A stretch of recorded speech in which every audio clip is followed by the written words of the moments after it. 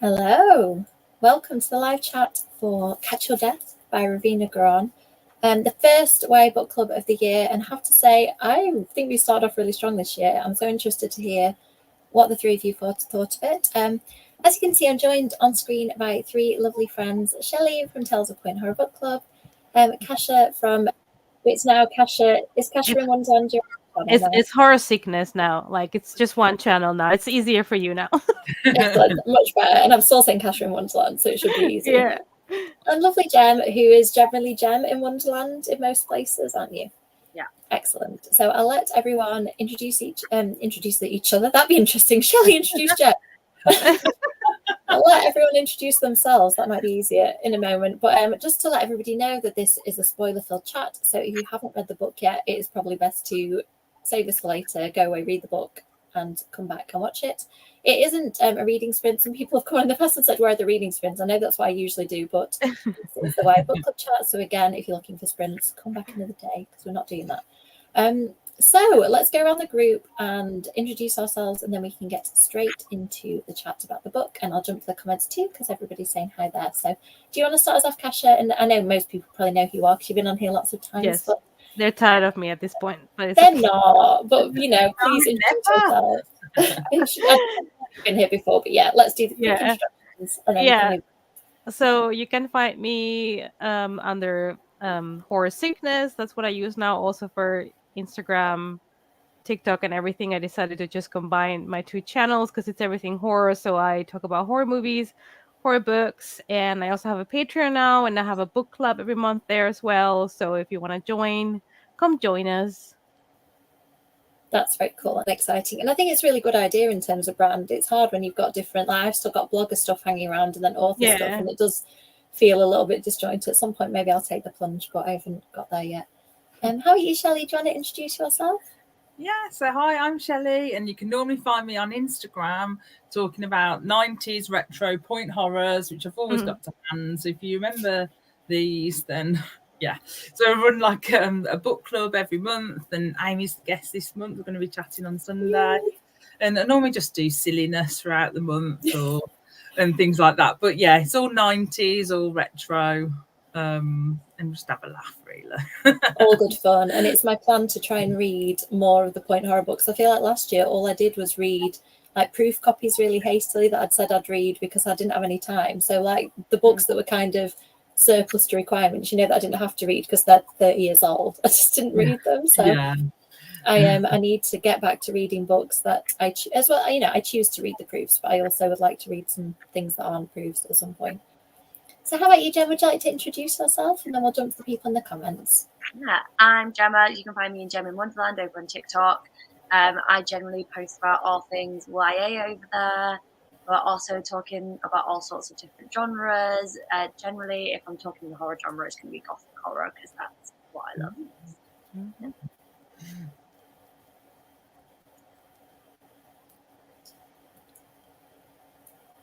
Yay. We lost you slightly there, Gem. I don't know whether your internet might have slowed down slightly, or it could be me. But I think I heard most of that. So thank you for Gem's introduction. Let's jump to people in the comments, and then we will get straight to talking about the book. It could be my internet. Everything's jumping up really slowly now. Hi, Mina. Somebody I actually know in real life. Hi, Sharon. Melina. Hi, Melina. Hi, Andreas. Hi, Kay. Hi, Caroline. Yes, me too. So excited to talk about this one. I mean, can we have a look at the T-shirt? It's a point horror cover, isn't it? Point horror, boyfriend, Excellent. I need to get a point horror T-shirt. I feel like I'm missing out. Shelley bought me a lovely point horror bag at one point, a tote bag. I don't have any T-shirts. So, Catch Your Death. I'm not going to say, I've already hinted that I really enjoyed this. But let's go around the group first and tell me your thoughts. If you rate books, what would you rate it? And what were your general overall thoughts about it? Shelley, do you want to start us off? Yeah, so I ummed and ahed about the 5-star because I really loved it. I thought it was good, but there's a couple of things I guessed. So I just 4.5 for me, but it was close, very close 5-star. I absolutely flew through it. Yeah, so I loved it. I thought it was brilliant. So yeah, 4.5, bordering on a 5. That's high praise to start off with. Yeah. What about you, Kasia?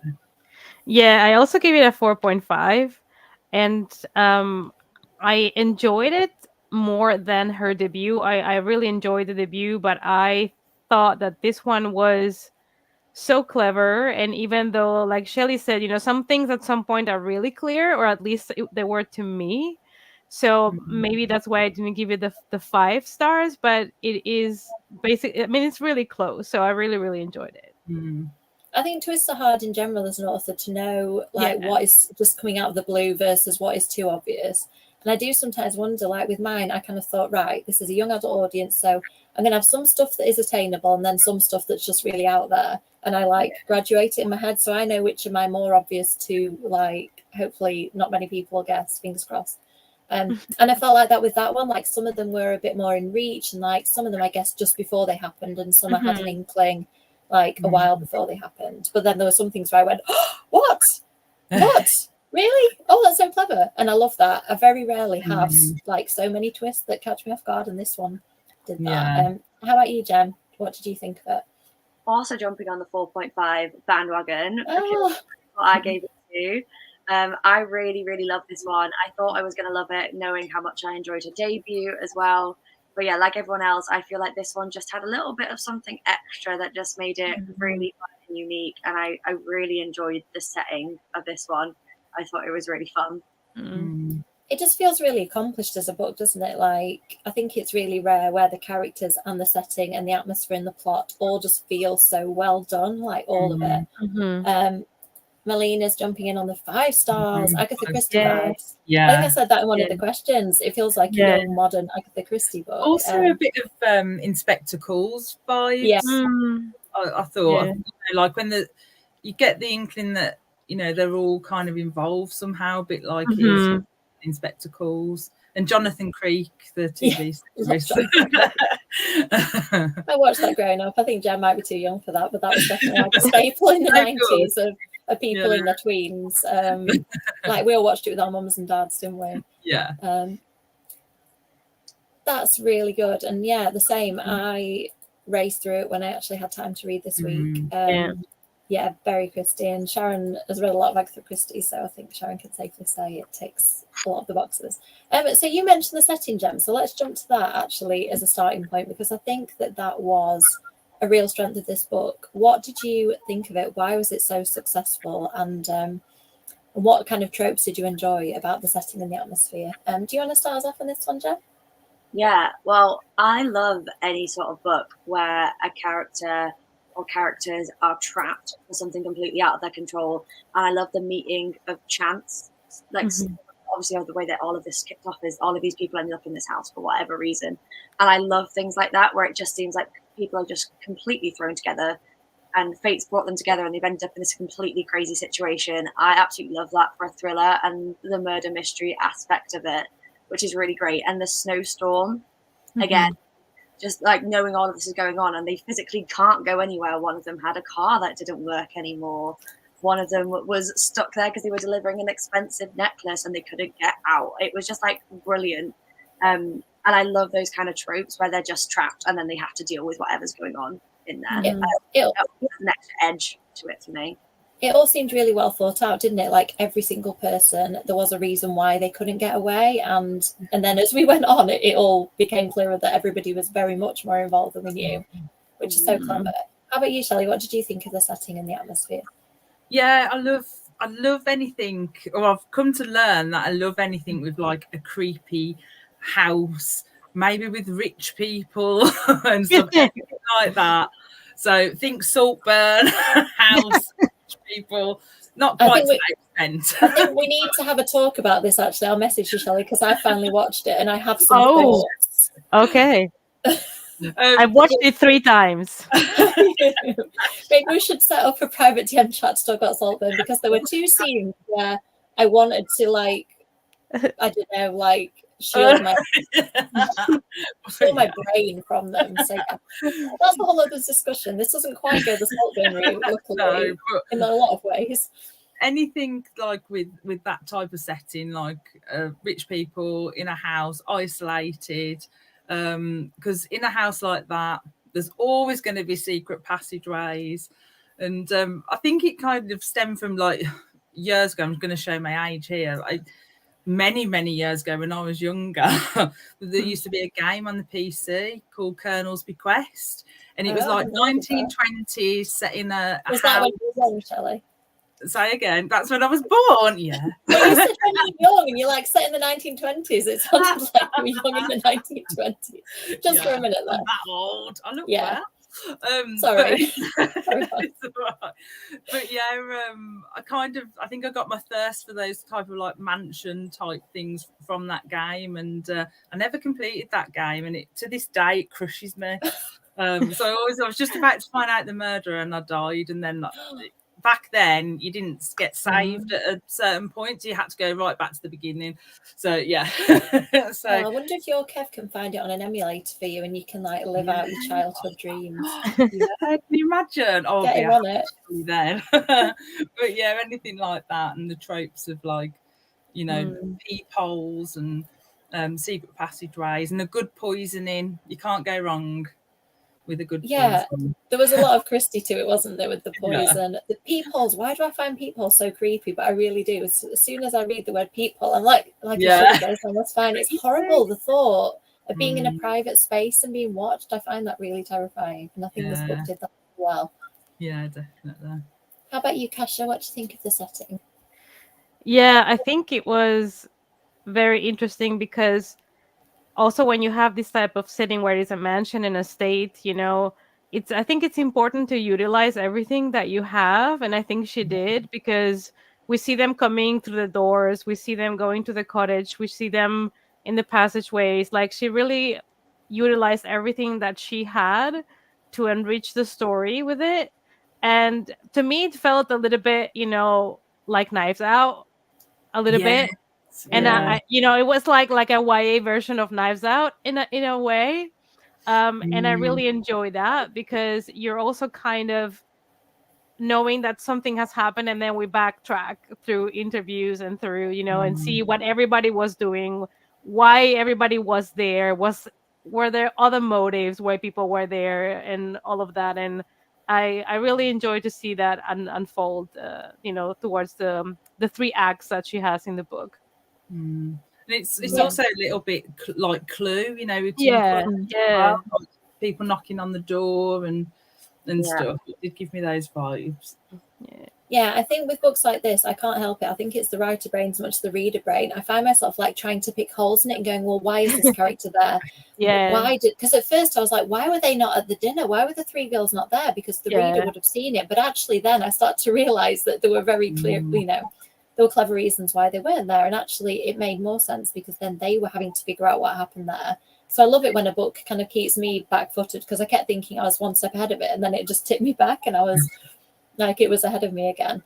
So that kind of brings me on to the twists. What did you think of them? Because I feel like they were really well executed, mostly for me really surprising, and just kind of drew on stuff from horror and thrillers that I'm familiar with, but did fun, interesting things with them. Like, spoiler chat, I'm about to say spoil everything. Never once did I guess that the housekeeper was going to be like really instrumental at the heart of it. I normally suspect people at least once and dismiss them. Never even entered into my mind. And when she sort of straightened up and one of the characters thought, oh, it was her wearing the coat and stalking around the house, I just had a real moment of having to stop and go, oh, really? So yeah, as you can tell, I enjoyed the twist. What did you think, Shelley? Because I know you're a twist connoisseur like myself. We like trying to kind of predict twists, don't we, and figure out what's happened. Yeah, we do try and figure out. And normally I get it wrong, but I did guess the housekeeper right in the book. Yeah, I was quite impressed with myself. I feel like I've got brainy this show. I don't know how it's happened, but I don't know what it was. I think with the housekeeper, it was the hunched over with the diary entries, looking at the thing, and I just thought well, the only person that could be is the housekeeper. But I still doubted myself. I still thought, no, it can't be. But yeah, I liked the twists. There was a couple of things, like, as I say, the housekeeper. But I couldn't figure out how. I knew there was going to be something with the three girls, and I couldn't figure out what it was. And that really took me aback when I found out all the backstory of the three girls and how they came to be at the house. So that surprised me the most. That made me gasp. I was like, oh, no, like, how clever. I thought it was really clever. I want to see like what the signs of that were, because I feel like they'll be there, but I wasn't looking for them because I didn't have any. I knew, like you said, they were going to be connected, but I don't think I was looking for them already having met and stuff like that. So I'd like to know, going back, because I know Shelley and I have talked a lot about first-person narrators and how plausible they can hold things back from you, because I know it's a bit of a bugbear of mine and Shelley's, but I thought that this is one that I really want to test it now and like reread it and see whether that side of it holds up. Yeah, I did kind of think that Mrs. Is it Van Fort? I think I want to say Van Forte. I did think, oh, maybe she did it herself. Like, I did ponder that. See, look, I don't know what's happened, but I'm brainy. Well, I thought she might be alive. I mean, maybe this is the vampire author bit in me. I was like, maybe she's alive. But when she sent the email at the end, I thought, oh, a live email. And then I was like, no, scheduled email. I thought I would have been really clever there. But Ravina was one step ahead of me. Yeah, Ravina did a good job with the twist. Really, really good. Definitely. I'm going to pick her brains on Monday. I'm interviewing her. I'm going to ask her how she did that, because we were all obviously impressed. How about you, Jem? What did you think of the twists? Were there any that particularly got you or that you guessed?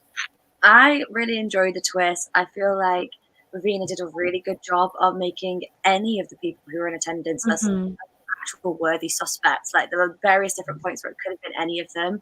And I love it when they managed to pull that off really, really well as an author, because I feel like very few authors can actually do that and execute it. So I was really impressed with that. Like Shelley, I did also guess the housekeeper, but only I love you too. Complete accident and mistake. As soon as all like the hidden passageway just started coming into effect, I was like, oh, but it's the housekeeper. She obviously used it. And then like I was just right. Like, that was just a complete mistake. But I really loved the way everything was revealed. And same with you, Amy. That final email, I was like, yeah. shocked me to my core. But yeah, I thought it was absolutely fantastic, and every part of the twist was entertaining. Even if I saw it coming, it was still brilliant. Brilliant. Yeah. I love a book that uses modern technology in a way that I didn't expect, like the scheduling email thing. It's such a simple idea, isn't it? But really, really effective and quite chilling. How about you, Kasha? What twists kind of surprised you? Which ones did you see coming? Did you like them? So I suspected the housekeeper, and I was trying to convince myself like out of it, because I'm like, it's not gonna be the butler.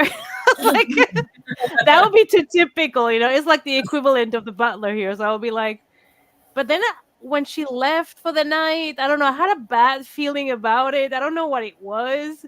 Like, I didn't say it's 100% her, but I was like, something's wrong. Like, I don't know. I had other suspects because like you've said, like, she did a good job at putting a lot of suspicion on other characters, or the characters said things, did things that you were like, could that person have been? Douglas was out of the picture for me very quickly. He kind of fit that kind of trope of boyfriend, and I feel like for me he was very quickly out of the picture. R.I.P. to Douglas. But one thing that I did pick up and I started questioning is when Davy goes to investigate and she's scared that something's gonna happen to her, she leaves a note for the other girls. And I was like, they just met. Like, why is she leaving them notes and being like going to the rooms? Like, you know, I felt like they might have maybe known each other. Like, I had a feeling like, I don't know if I would do that. Like, if I just met these people, would I go to their rooms and put notes? And so I had a feeling like, do they know each other? But I was like, of course they don't. But like, I had a weird feeling there. Yeah. But I really enjoy the twist. Some things you see coming, like at some point I was like, oh, it's Jane. When you know that someone's related to the family, like, oh, you realize before it happens, but of course you don't suspect like from the first chapters.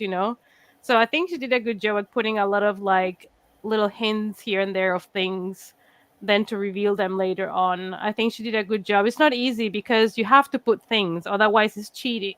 so, Yeah. so I think she did a good job at planting a lot of stuff to reveal later, like a lot of stuff. Yeah, and it was good that I thought that some characters were really sure that they knew something. Like Lottie thought it was an older brother because she was looking at pictures. So I think I was led down that line of like Lottie knows what she's looking for.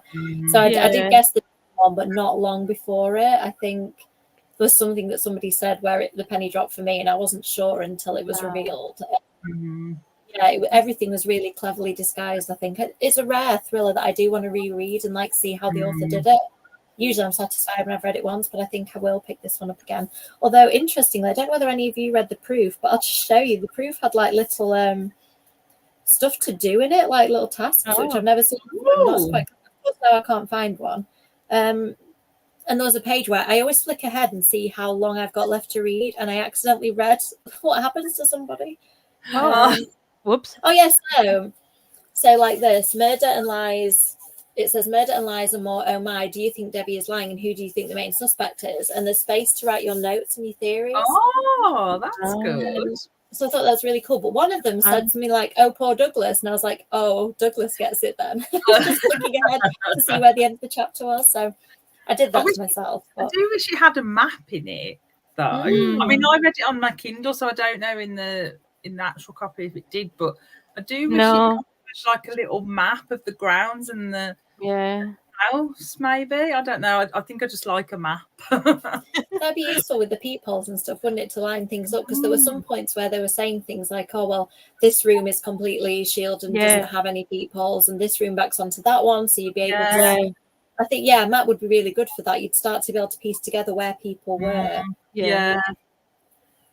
Can imagine us plotting it out, like, on some Cluedo games, they give you places where you can figure out how everybody knows each other. That would be really cool. Like, and so I thought it was clever for this that the publisher had thought of that. Like, it's good. Planning out where you thought it was going to go. Let's see what the people in the comments are saying. Then we'll jump to another question. I think it's quite a good way to be, Caroline. I'm just totally surprised all the way through.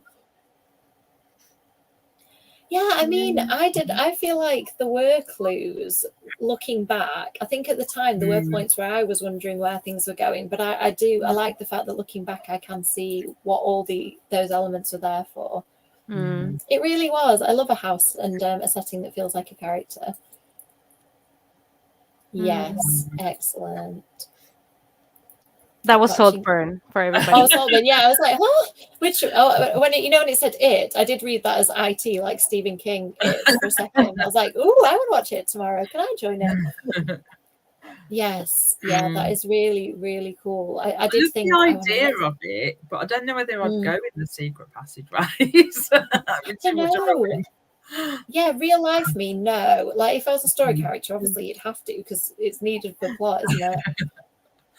Yes, I think, same, Andreas. I think combine the two and you've got a winner there, like Haunted House and Family Secrets.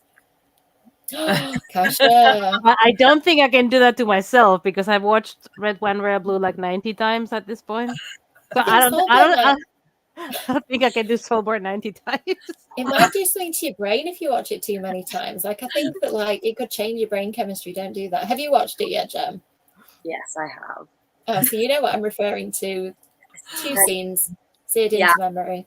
As you can imagine, very different from my usual watch. So I was taken aback. The second of them, I was playing my Switch while I was watching it because I'm normally doing something when I'm watching TV. And when the second of the scenes came on, I just put the Switch in front of me. I was like, Kevin, you're going to have to tell me when this is over. I can't watch it. I saw where it was going, like, a few seconds in, and I was like, I'm done. I did keep glancing up like, why am I doing this to myself? It was the most shocking thing I've watched for a very long time. You just have to accept it. I was watching and I was like, oh, I guess we're going there. Okay, we're doing it. Okay, I mean, it went to a couple of theirs, and the very last scene of the film was like I've seen a lot of things, and that was quite a new one for me. Yeah, I agreed. I find that with character names, Nina, I all the time have to pause and think. And I thought, actually, in fact, we'll ask that question next. Thank you, Nina, for keeping me on track. We'll ask the multiple narrators question next. Yes, very, very helpful way of the book was divided up. I love a book split into sections like that. Yeah, do you know what? I found Debbie a bit shady as well. I did, actually. Yeah, I agree. I think because there were certain points where she said like she didn't want to think about stuff because it was too painful, and it was obviously to do with the boy that died. And I was like, oh, doesn't want to think about it. Suspicious, but I thought the detective suspected her as well. I did. It did. Yeah. It did seem that way. His questions and the banter between them was a bit more like antagonistic, wasn't it? Whereas with the other two girls, it wasn't. Yeah. Yeah, I mean, it just like the whole thing, like that he wasn't meant to. Like I thought it was murder, and I was totally on the like why they killed Douglas. Like what part is he playing? The fact that it was accidental as well, I thought was really clever. It just blew all my theories out of the water in relation. All his bright clothes. Oh yeah, that's the great thing, isn't it, with books like that? Yeah. Yeah, I'm glad it wasn't just me. I had a whole moment where I had to realign my worldview. Yeah, I know. And it's like, here's £100 to get you out of it. Yeah. Like, but she, I don't know, it just, her character really came through in that to me. Like, it just shows that she was just as kind of callous as the rest of them and just as, like, unlikable. Yes, the same, Nina, snap. That's exactly it. Do you know what? I'm glad you mentioned that, Melina. That's something that I wanted to say. I think that message came through really strongly, and I like how the book finished on that. Like, don't underestimate young women. Like, they will, like, destroy your life if you destroy theirs. And I like the fact that a lot of the things that they did was just because, like, the police underestimated them and the family members did. Like, they assumed that they were superior because of their wealth, and I thought it was really, really great.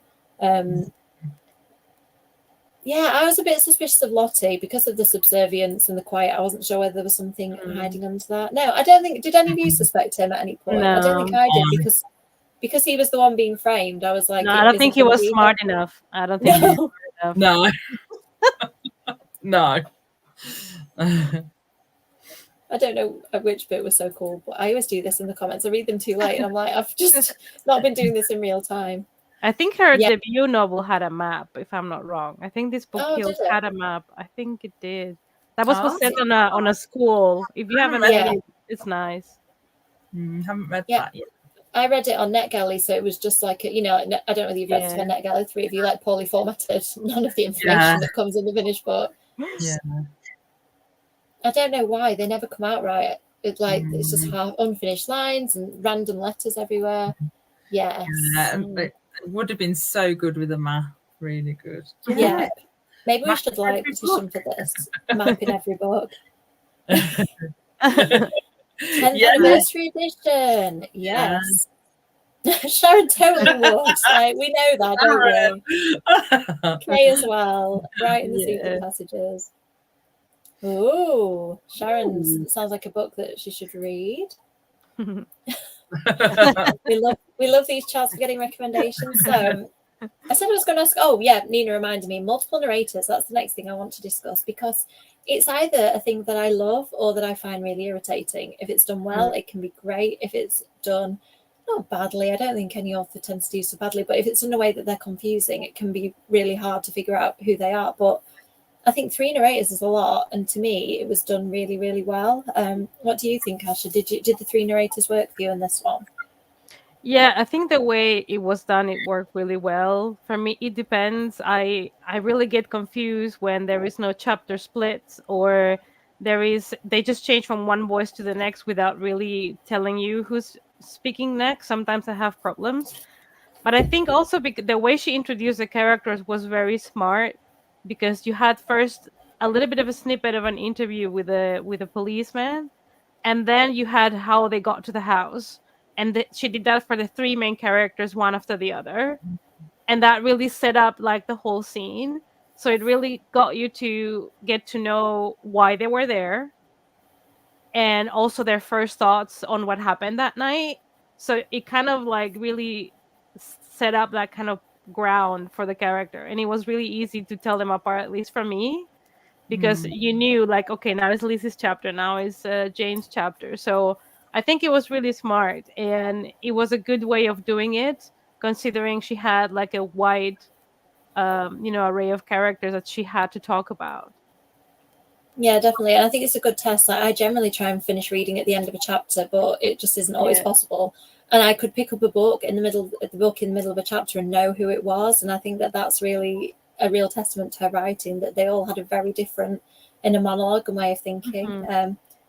What about you? I don't know what order I'm doing this in now. Sorry if I'm leaving anybody the same person till the end. I've got no memory tonight. Jem, what did you think of the multiple narrators? I love a book with multiple narrators. Some of my most favourite books are like split POV, 6-person split POV. Absolutely love them. Especially because I feel like having the multiple narrators, the one thing that I don't like when it's a one person is I often find myself sat there thinking like, oh, I wish I could be inside this character's head. I'd love to know what they're thinking and feeling right now. And I think that was one of the strengths of this book, because each of the girls was so different. And they were so unique and had such a different background and different life that having each of them in their own narration just gave a completely different outlook on what was happening. And then it made it all the more satisfying when everything really pieced together at the end, because at the start, it just seemed like such a random choice of people to be together, but they thread together so nicely at the end. And I don't think it would have been as satisfying if it wasn't in the POV narration that we had. Yeah, and I think that I liked the fact that some characters like really rose to and found their strength at the end. Like I think Lizzie all the way through found herself floundering at some bits, and then she was the one that sent the diary to Lottie, and then Lottie, as Kay said, like was the one that found her strength to stand up to her dad and like really emphatically be the one to send him down. So yeah, I think that it worked really beautifully for the plot, for learning about the characters. I just think it was great. How about you, Shelley? What did you think of the split narrators? Yeah, I agree with everything everyone said, and it has to be done right if you're going to have multiple points of views, multiple characters. I mean, we've read, I'm sure me and Amy have read a few books in our time where we're like, no, it doesn't work. Who's that character again? Who are they? How are they involved? Yeah, but I think as long as it's got a purpose, like there's a reason why there's 6, I know there's only 3 in this one, but when you've got more than 3, it has to have a purpose for me, like a reason why it's got more than 3. But yeah, I loved it. I thought it was good, and I really loved it. The start, as Kasha said, the way that was done, and then I liked it when they were telling the story and you had those detective interviews. Just like they'd get to a point and it just like took you out, and you actually felt it take you out of that, the mansion kind of thing, the house, straight back into like the real world. Kind of got that feeling, so I think it really worked well. Yeah, again, a difficult thing to pull off, the interview, and to make those interviewees feel like real characters, like the police, before we even met them. Like I think you got a strong sense of who they were. It's very nicely done, Ravina. I think I'll tell her to watch this if she needs an ego boost. I don't really recommend authors to watch these just in case, but afterwards I'll be like, yes, you can watch this one. Yeah, it does. I think detail is really important in this one, isn't it? That they all presented things, like you said, Jem. I think it is hard. I'm there at the moment, like working on a series that's a mystery with one narrator. It's limiting sometimes, and it's good that you can kind of flip to somebody else who can offer a different dimension. I think that's really, really helpful. Yeah, I agreed, Nina. I think that they were just really well, one of the best actually that I can think of for a while, of how clearly distinguished the narrators are. Yeah, I know what you mean, because it's almost like you're seeing the same story from different angles, like a movie, so it just kind of pulls you through it a little bit, I think. I've never thought about that, about it making the pace a bit quicker. Yeah, the police investigation. Yes, yeah, exactly. And it's still, I mean, the pace could have sagged, because if any of the narrators weren't essential and like at any point in the plot suddenly they weren't as important, it could have slowed things down completely, but it just kept things moving. Yeah, exactly. I think it's like, when done well, it's such a good thing, and it was a real strength of this book. Ken's just handed me some book plates to remind me that I've not said it. Shortly, he pop into the comments and pick 3 people who can win a signed book plate. He just does a random 3 clicks. So if you're clicked, congratulations. I will tell you later in the sprint. I'll bring up the comment. He hasn't put it up yet. So keep commenting, because these are the people who could get picked. So what did you think of the other characters? That's my next question. I'm interested to hear what you thought of them, because apart from the main characters, they didn't really have a lot to offer as people, I didn't think, with a couple of exceptions. How about you, Shelley? What did you think of the secondary characters? Yeah, I've got a favourite character. I don't know if you want me to share that now or Yeah, not. yeah, I think you should. So my favourite character was actually Lottie, because I loved her. And she kind of just reminded me of like a classic Agatha Christie character, where you just like, with all the tropes of a classic I can't speak today, Agatha Christie character. And I just loved the journey that she went on more than maybe the others. My least favourite character, I can't even remember his name. That's how, so you know the Tate. Cousin. Tate. Yes, Tate. I couldn't get his I name. think it's Tate. I'm not sure, Yeah, but I think it is. I think it's just because I didn't know him enough. It wasn't that he was a bad character or badly written. It was just I didn't get to know him enough to like him enough, really. I don't know. I think he was underused. I think he could have been used a little bit more, but then I think it would have taken away from the story. So it was obviously the classic red herring, wasn't it? Yeah, I wondered if he was mysterious for a reason, like not tell, like with Jane, she like intentionally didn't tell us why she was there because it was one of the reveals. So I did wonder with him whether that was going to be his reveal, but then, like you said, I think he was just sort of the red herring. That what about you, Jen? Oh, sorry. I was just going to say that being said, I would read like a sequel, like set in the same world, with maybe something Tate related, so we get to know him a bit more. I don't know. I would. It's rare that a thriller, I think, has got more mileage in it, because often you do kind of exhaust that, but obviously there are a few like things left open at the end of the book. What did you think, Jen, in terms of characters?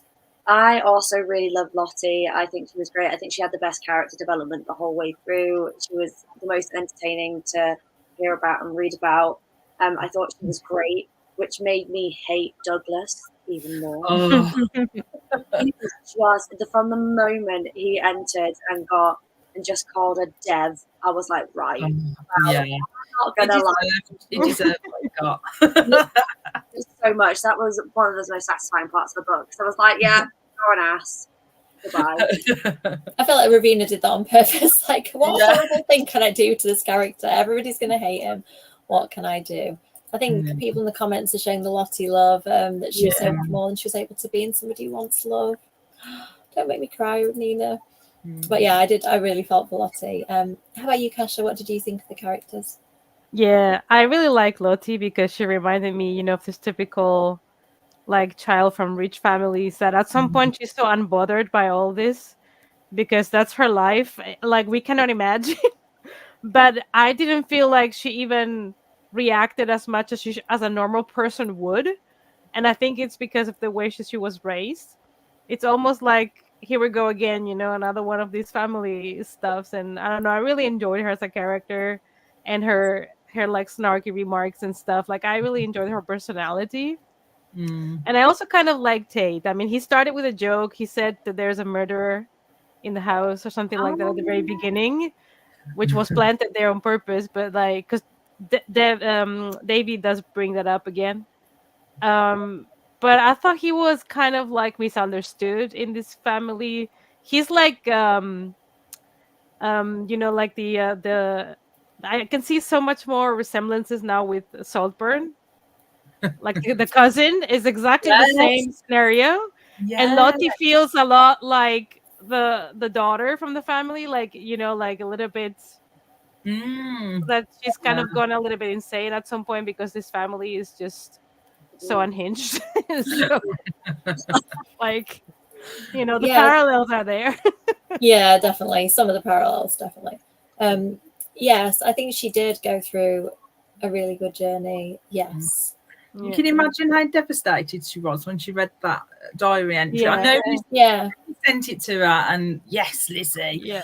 But imagine, about the piano recital. Oh, it's devastating. Yeah, she'd sort of held on to this image of a dad, and he was the only parent still left to her that she thought was redeemable, and then it was just like ruined.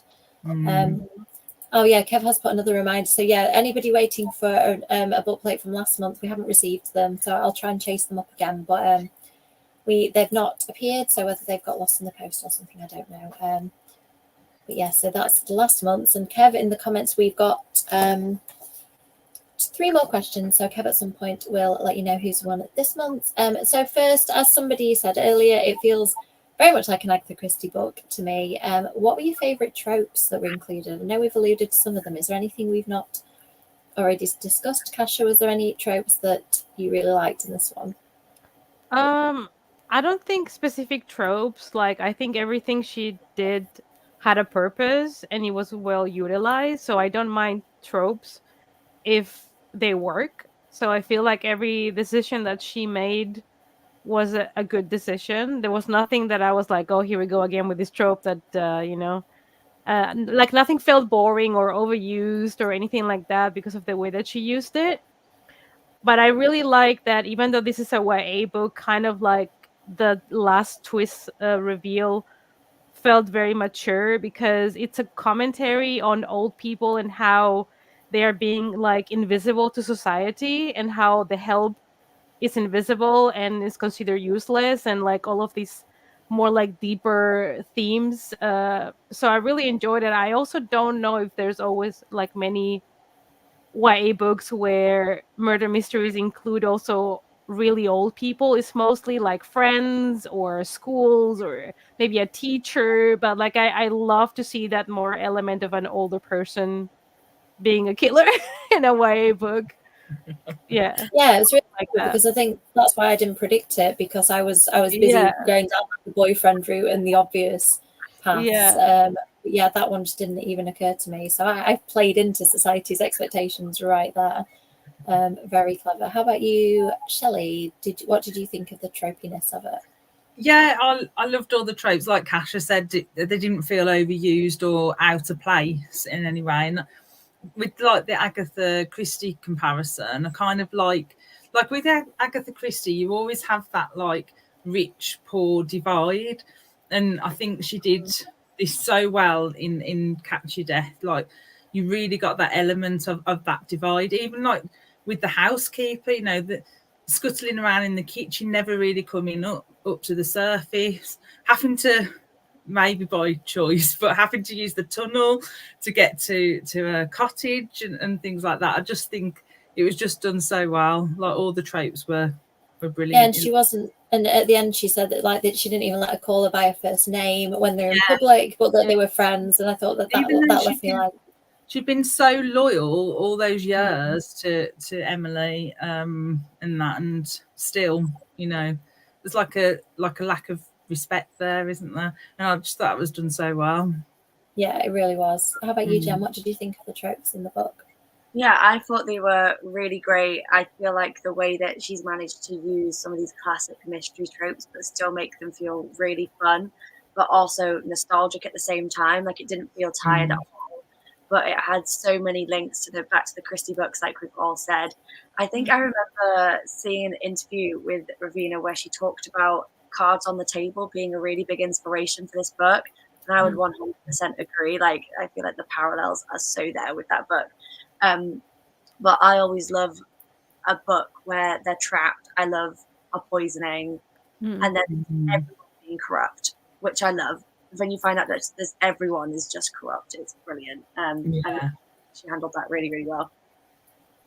Yeah, definitely. I think we are all Ravina fans here, it's safe to say. Let's go into the comments and see what people are saying. Yes, exactly. And it flips everything on its head. Like the only reason she almost let him get away with it was that she thought that he was worth saving. Yeah. Oh yeah, so Caroline was saying that she never read Agatha Christie. I've not read as many as I'd like to. I've only read a handful of them. Yeah, I've read a handful, I think. I'd like to read more. I know William Hussey was talking about one called Announcing a Murder. I think it's called Announcement. Sharon will tell me. She corrected me last night. I was like, Sharon, tell me the name of this book. and a murder gets announced in the newspaper, and like people turn up to kind of see whether it's going to happen, and then of course it does happen. I'm like, who turns up for the announcement of a murder? Like, what is that? I might have read that, or maybe seen the, if it was made on the TV. I might have seen that. It's familiar. It's a Miss Marple one apparently, but that one's gone to the top of my list. Yeah. You're Not Okay and Caroline, definitely. I need to read more of them. There's lots too. I'm not sure which thought. Sorry, I've done it again. I don't know which bit we're on, but you have so many wise things, Kesha, definitely. Oh, yeah. Yes. Yeah, I love that. And I like that with Columbo too. I don't know whether any of you watch Columbo, but I used to watch a lot of it because my mum watched it back in the day. And like he just kind of often presented himself as quite doddering and forgetful, and like, and he'd say, just one more thing, and then the one more thing would be what would absolutely like completely bring the murderer like to account. A murder is announced. Thank you. Thank you. I'm so bad. Like Sharon literally told me yesterday, and I was like, announced murder, announcing. I have to read that. Yeah, definitely. Well, maybe I don't know whether like could we do like a spin-off? I know we do a Y book club. We need to do like a Christie read along at some point. Oh yeah. Somebody needs to arrange that, Shelley. We could do it together. I have got an idea for another read along thing that I want to do with you, Shelley. I'll mention that to you at some point. Oh, okay. So second to last question. What was the most memorable part of the book for you? I think it's the reveals that really stand out to me, like specific ones that really made me think. What about you, Shelley? Is there a moment that was like the best moment of the book? If I had to pick like just one moment, that's hard because there were so many good moments. But the one that really, it was really windy, wasn't it, a few days ago? So I was reading this book with the wind like beating on the window, and they were in the secret passages when all this wind was hitting. And there's one scene where I think it's Lizzie, kind of like she's scared of the darkness behind her, and she's like, I can feel something. And I thought, I totally relate to one. That would be me. It would be you, Shelley. I'm sorry. You would be the one at the back going, there's somebody touching me. I'd be freaking out. I'd be like, in Indiana Jones and the Temple of Doom, when I forget her name now, the woman character goes into the tunnels and she's totally freaking out. That's me. But it really is. But I think that moment and the atmosphere that I'd set for myself whilst I was reading, it really spooked me, and I had to put the book down a couple of times. So I was like, oh, and I thought I could feel something over my shoulder. Oh. So I think like in those secret passageways with the wind beating the window outside, that was my favourite moment, I think, and the peepholes and Excellent. Stuff. And how helpful that the weather just added to the atmosphere for you. At one point in the book, it was windy outside, or the wind was howling outside, and I was like, it really is. That's why I put it in January. I thought that it might be like a bit atmospheric. It wouldn't hit the same in like the summer, would it? How about you, Kasha? A favourite moment in the book? So I really like when the interlude came, and then we backtracked to see everything how it was planned, because it reminded me, when you see like a Saw movie and at the end they're kind of going through how all the traps, how the people were collected, how everything was planned for months and stuff. Like I love those montages when they show you how we got to the situation really quickly, like this happened and then this happened and it's like a snowball. I love to see how they set up stuff like that. So I really like that, to see how they set it up, like all of this conspiracy, I guess. Yeah, that was very cool. And again, just showing Ravina's knowledge, I think, of all these different, all the source material we're talking about. I think that she has got really good knowledge of like literature and pop culture, and has kind of or done it intuitively, but either way, like she's really drawn on lots of really exciting ideas. What about you, Jen? Did you have a favorite moment?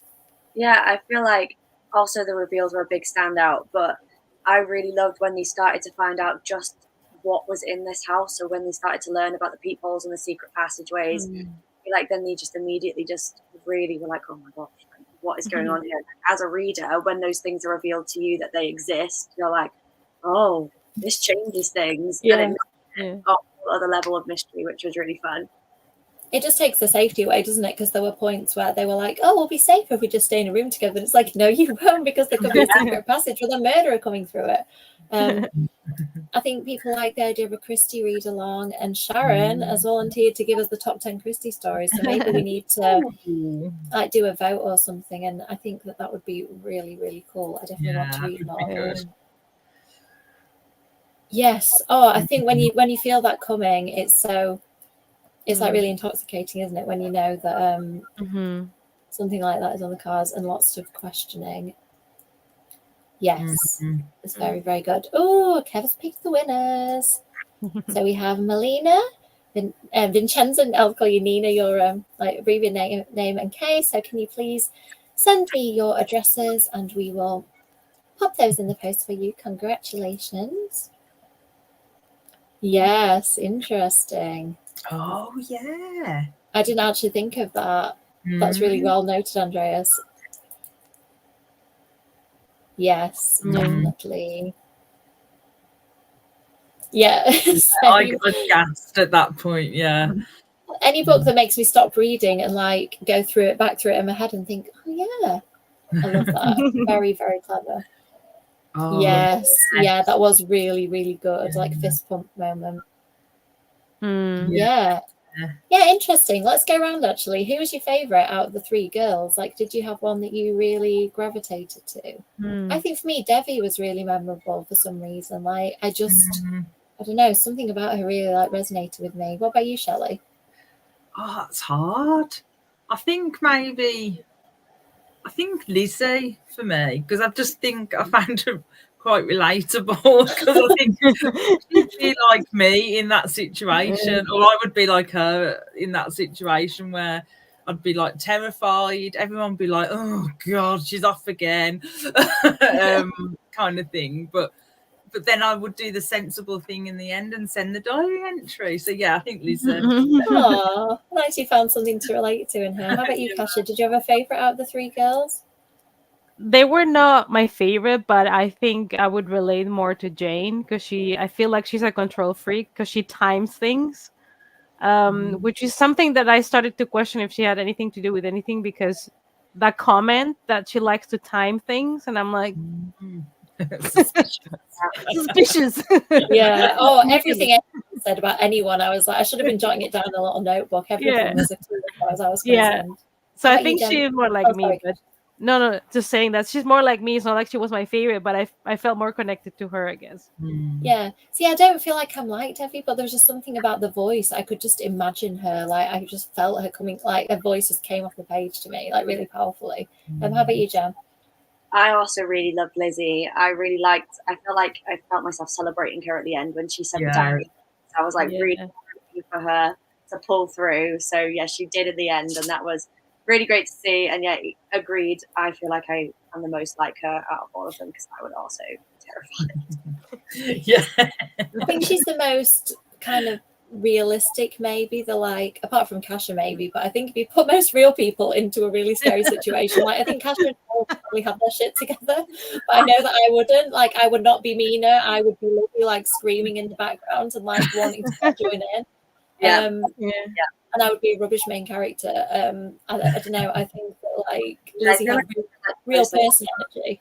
She felt like the most teenage girl in this situation, and I was like, yeah, totally, this is what she'd be thinking, yeah, I can do this. I'm like cool enough to go. I can definitely go and help out with this. And then is in the actual situation in a passageway, and it's like, oh no, no, I'm not ready.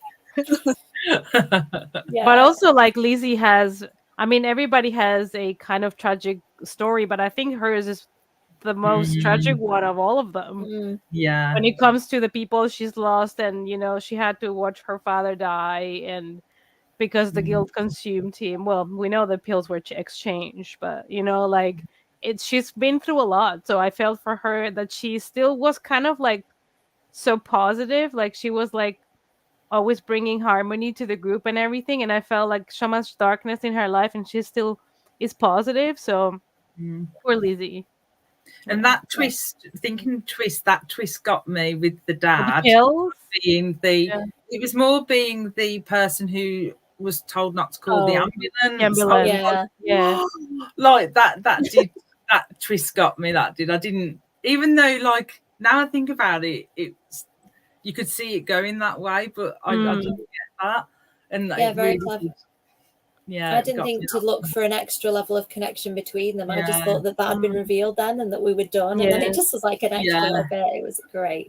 Let's go down the list of what people think. Debbie, I love the fact that we all liked different people. Lizzie and Lottie. Yes. Okay, so last question, a recommendation. I'm going to start because I read a really good book that I finished into January called 12 Days of Murder by Andrina Cordani. And that is very much a similar situation. A group of adults, when they were teenagers, used to play these murder mystery games, and when they're at university in their early 20s. And then one of the years, one of the members goes missing, is presumed dead, and nobody really knew what happened. And of course, years later, they decide to play a game again and go to a remote location together. Snow starts falling and they're cut off, and then people start dying in it. An adult book, so slightly different vibes and like different motives that people are working through, but definitely a similar, where you can feel like you can trust no one, and lots of connections between people start getting revealed. It's very, very good. Jem, do you want to start? Have you got a recommendation for us? Yeah, I've got two. One is definitely much more similar, and one is completely just on vibes alone. But the first one that is actually most similar is Suddenly a Murder, which came out last. Just it has a great tagline for starters. I think the tagline is something like, everyone has a secret, everyone has a motive, but only one of them brought a knife to the party, which is a great line. And it's basically about a bunch of high school kids who are rich socialites. They go to a 1920s themed getaway, and then a massive storm traps them there, and they end up being prime suspects in a murder. And it was really fun. It's a lot of good similar vibes to this book as well. So if you really like that trapped murder mystery, the rich people get it all messy, that was really good. And then one on just vibes, if you love the secret passageways and kind of like darker relationships, there's a book coming out soon called An Education in Malice by S.T. Gibson. It's an book, probably a bit more up your street if you're looking for a fancy romance, Amy, because it's a Carmilla retelling with vampires. Oh my god, yes, sold. It's good, absolutely fantastically written, and there's a lot of secret passageways under school, all sorts of creepy stuff going on there. You have the split POV, and they're trying to unpack a sort of different type of mystery, but they've got a big competition between the two characters, and yeah, it's really beautifully written. Would definitely recommend that. That sounds amazing. Thank you for those, Jem. How about you, Shelley? Do you have a recommendation? Yeah, I've got two. One that is just because it's a really good twisty thriller, but the one with like a boarding school kind of vibe was Win, Lose, Kill, Die by Cynthia Murphy. I loved that book. I thought it was really good. The setting was good. The twists were good. It twists all the way through. And then my other one is, I've read this many, many years ago, and I still think about it to this day. And I recommended it to Kasha actually last month or something, which is Cruel Summer by Juno Dawson. Oh, so good. Yes, I love that book. So good. So like, as for a twisty thriller, so we're going in, I'm saying we're going into summertime, but we're really not. But as we're going into summertime, a really good twisty thriller, I really do recommend that. So they're like, I think from what I remember, it's like a group of friends, they're on a holiday, and then these murders start happening, and they're staying in this house. And it's quite cleverly done the way it's told as well, because the main character thinks they're in a movie. So yeah, it's good, very, very good. I liked it. Excellent, thank you. How about you, Kasha? Do you have a recommendation for us? Yeah, I have Let's Play Murder by Kelsey Alupo. It's also a YA. Yes. So it's a group of people that are in a VR game.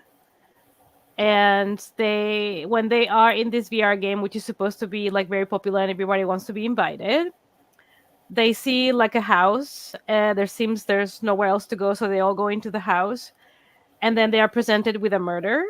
Somebody has been killed, and they have to solve the murder.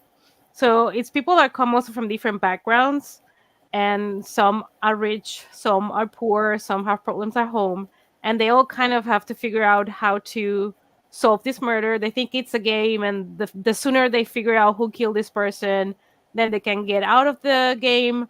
But they realize that the game is real in the sense that they are all in danger and they cannot leave the game, and they need to figure out what's going on. So it's kind of a murder mystery in a trap location, and they cannot even leave the VR game. So it's a bit more modern take on it. But I thought it was a lot of fun.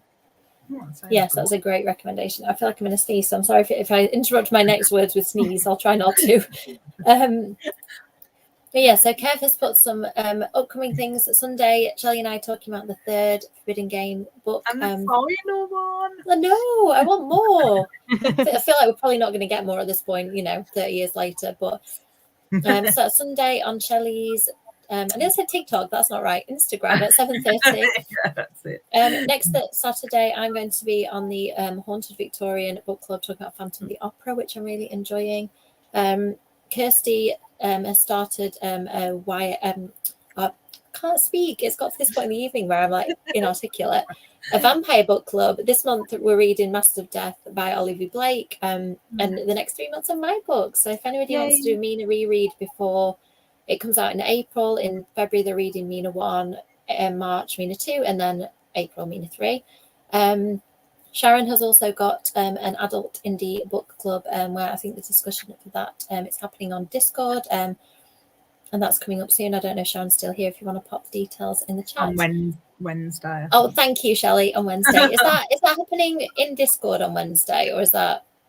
I want to say it's on YouTube on Wednesday. Oh yeah, so is that the live chat? And then I think people have got Discord. And then chat about it as well. Chat in the Discord. Yeah, but Echoes of Home, the bookies, and brilliant. So thank you for popping the names of these, because I'm going to go and copy and paste them. So we'll see this one of the books we're talking about. Suddenly Amid, I have that one, have not read it, and I'm going to pre-order that because it sounds brilliant. Yeah, have that and loved it. Yeah, Secret Passageways sold. Yeah. Yes, I really enjoyed that one as well.